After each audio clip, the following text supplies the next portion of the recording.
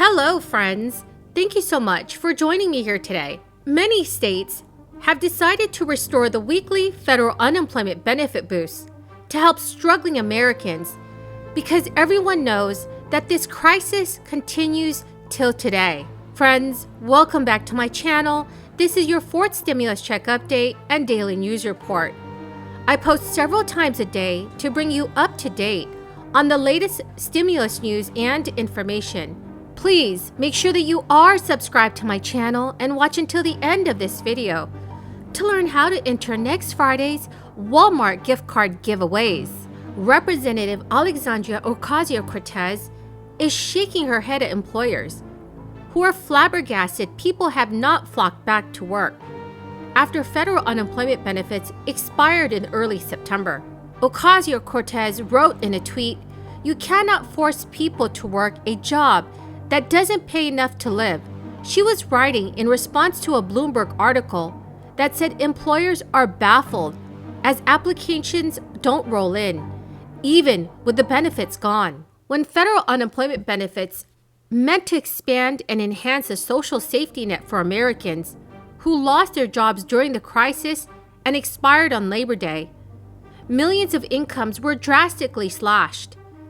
Gig workers and freelancers were especially impacted as they were newly eligible for benefits during this crisis under the new Unemployment Assistance Program. That program made up the greatest share of federal unemployment that was distributed in 2020, and advocates have seized on its widespread adoption as an argument to permanently expand eligibility to a wider variety of workers. In the week ending August 28, 2021, right before benefits ended, more than 5 million Americans had continued claims. While the end of benefits like the Unemployment Assistance Program was meant to get Americans back to work, that does not seem to have happened yet. Now, Mr. President, in a few moments, the Senate will pass an extension of the debt limit through early December, avoiding a first-ever Republican-manufactured default on the national debt. On Monday morning, I said we needed to pass a bill to address the debt limit by the end of the week, and that is exactly what we did. Republicans played a dangerous and risky partisan game, and I am glad that their brinksmanship did not work. For the good of America's families, for the good of our economy, Republicans must recognize in the future that they should approach fixing the debt limit in a bipartisan way. What is needed now is a long-term solution, so we don't go through this risky drama every few months. And we hope Republicans will join in enacting a long-term solution to the debt limit in December. We're ready to work with them. Leader McConnell and Senate Republicans insisted they wanted a solution to the debt ceiling, but said Democrats must raise it alone by going through a drawn-out, convoluted, and risky reconciliation process. That was simply unacceptable to my caucus. And yesterday, Senate Republicans finally realized that their obstruction was not going to work. I very much thank my Democratic colleagues for showing our unity in solving this Republican-manufactured crisis. Despite immense opposition from Leader McConnell and members of his conference, our caucus held together, and we've pulled our country back from the cliff's edge that Republicans tried to push us over. Alexandria Ocasio-Cortez tweeted, "This is not hard," asking what's the point in working a minimum wage or even $15 an hour or even a $15 an hour job if childcare costs as much as someone gets paid. Friends, the key word for this video is LEAF. If you would like to enter next Friday's Walmart gift card giveaways, please make sure that you like my video, subscribe to my channel, and comment below the keyword. Thank you so much, friends. Prior to the September 6th expiration of all federal unemployment benefits, 26 U.S. states opted out of benefits early. So in those states that cut off unemployment insurance early, only one of which is led by a Democrat, several officials referenced the need to get people back to work and plug up labor shortages. However, research has continually shown that cutting those benefits off early had little impact on job growth and unemployment.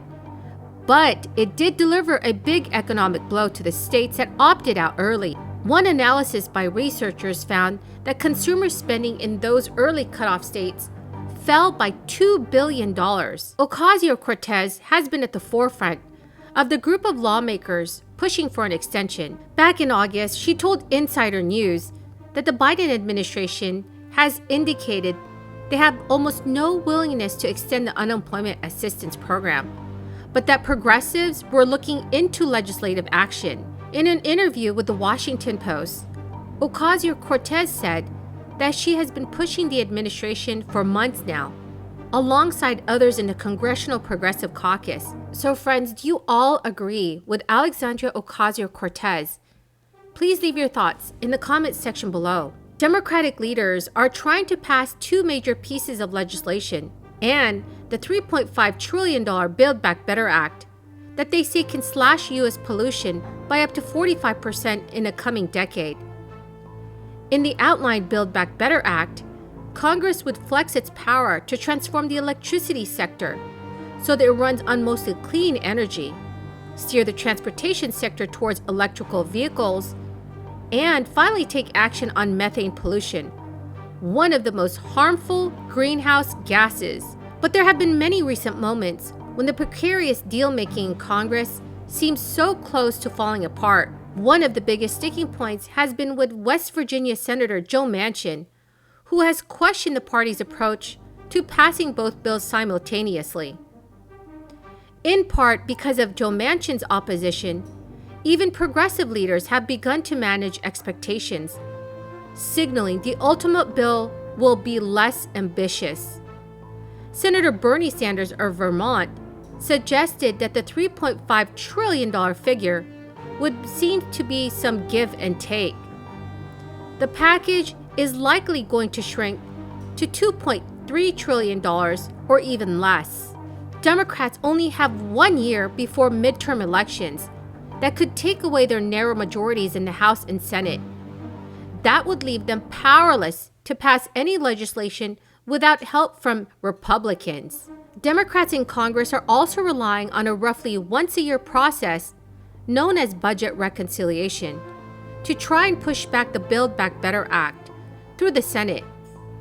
Reconciliation also allows them to pass a budget with a simple majority, instead of the 60 votes that are usually required in the Senate. There might not be a time or political will to make a similar move in 2022, and some Democrats remain unwilling to eliminate the Senate filibuster, which is the other way they could pass progressive policies. Friends, thank you so very much for joining me here tonight.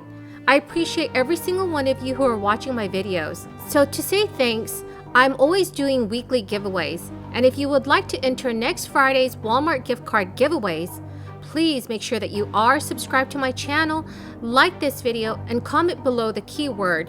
Thank you so much and have a very blessed Sunday night.